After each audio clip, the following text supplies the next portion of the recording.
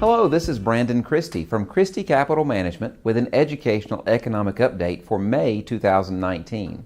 In this month's video, I'll discuss some of the major headlines that influenced markets in April. I will also provide insight into what these developments could mean for you as an investor. Please stay tuned at the end of this video for a required disclosure statement. Well, April was another positive month for the markets. All of the major domestic indices posted gains. The Dow Industrials added 2.6%. The NASDAQ Composite was up 4.9%. Meanwhile, the S&P 500 increased 3.9% and wrapped up its best 4 months of performance in almost 9 years. So what happened last month?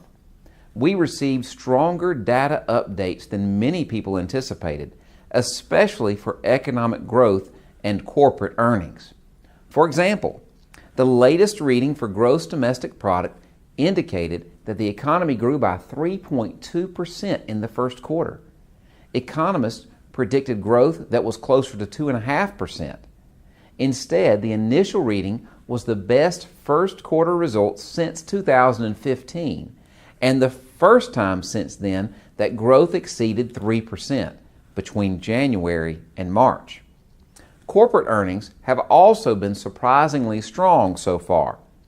When earnings season started, many investors were preparing to weather some choppy results. For months, experts discussed how the effect from the 2018 tax cuts would no longer help drive corporate profits. As a result, earnings would disappoint starting in the first quarter of 2019. By the last full week of April, however, the initial earnings results were telling a different story. FactSet Research reported that almost half of the S&P 500 had shared their reports and 77% beat their own earnings estimates. Of course, we still have many reports to receive. No one can say yet how their earnings season will end.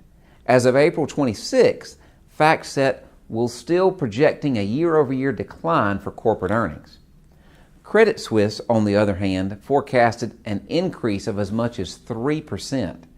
Either way, the initial results seem to indicate that the first quarter corporate earnings are better than many people expected.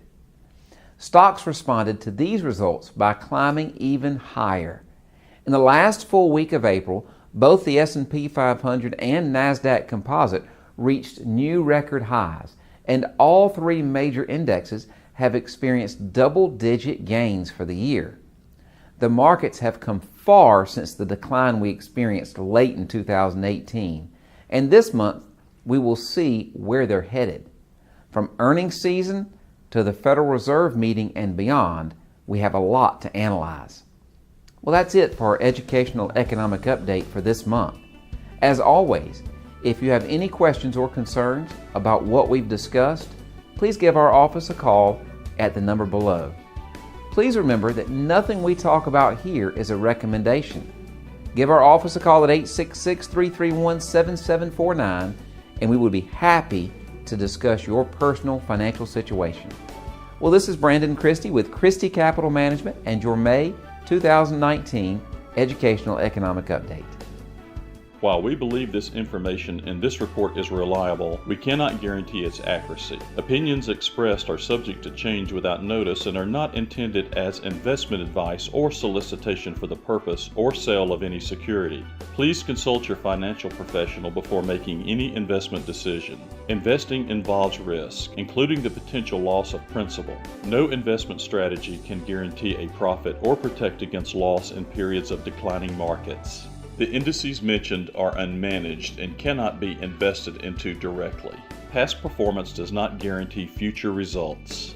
The modern design of the S&P 500 stock index was first launched in 1957. Performance prior to 1957 incorporates the performance of the predecessor index, the S&P 90.